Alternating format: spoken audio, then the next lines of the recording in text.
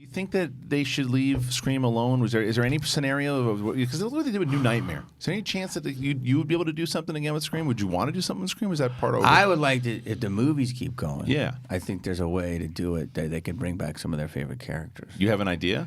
I do, and we've talked about it because these horror conventions are bigger than ever. Yeah. And so when I go, I've talked to different people about it, and I think there's a way to do it. And there's, there could have been a fake out scene, or maybe someone's really not dead, Right. Because it's so popular now. Like it's even more popular than I think I've ever remembered. It's so revered. I go to these conventions, and the fans are just so incredible, and it's kind of almost not just a horror movie anymore.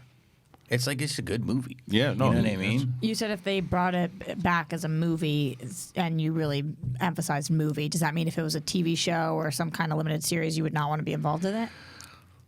That's a good question. I try. I don't know. It's just like such a Scream is if you span 50 years of movies, Scream is on that radar. Yeah. Scream has made a mark in the pop culture lexicon. Yeah. So I don't want to do anything. There's things I would do, but I don't know.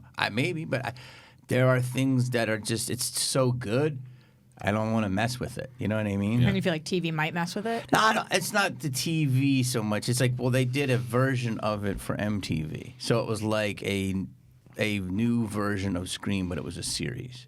And I didn't really see it, and it seemed like it did okay. But it's, the movies is the movies. You know what I mean? So it's, I don't know. Do you keep in touch with any of those guys? Yeah, I just saw Nev and Matthew Lillard. He was on the show. He was a fucking character. Man. Great. Yeah. He's a fun dude. So you talk to them all? Sometimes Yeah. David, So we mentioned beforehand with Chris McGlover was on, obviously for his reasons. He doesn't go to a lot of these reunions, but there are a lot of Scream reunions that you guys kind of go to. And So the world of cons is like bigger than it's ever been. Conventions, so it's like sci-fi, New York Comic Con, and there's horror conventions all around the world. Yeah.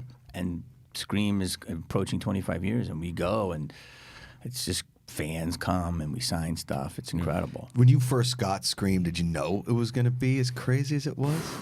No. I remember reading it on the treadmill of 24-Hour Fitness in Hollywood. And I was like, did 38 minutes, and I was almost done the script. Jeez. And that's hard to do. Yeah. And I never got a script that had really no direction. Yeah. I mean, it was just dialogue. And that's a good script because it's usually like Patrick walks in the room, gently puts down a coffee cup, remorsing his mother's death. It's like so much stuff. Very true. And this was just like, bam, phone call, Sydney, hello. Right. So it was awesome. So you were caught by the script right away. So once I was caught by the audition. I'm like, I got an audition for a movie. This is holy crap. Right, And then the script was so good. Like I was lucky to get the script, and then I read it, and I was like, I still wasn't even off book. Like today, when they do something, you have to be off book. You have to have it memorized. Yeah. And it's like that was the time where you could kind of read the script. You could look at my audition on YouTube, and you like look down and you improvise, and people are like, "Oh, I like the feeling." Now it's like you skipped an "and."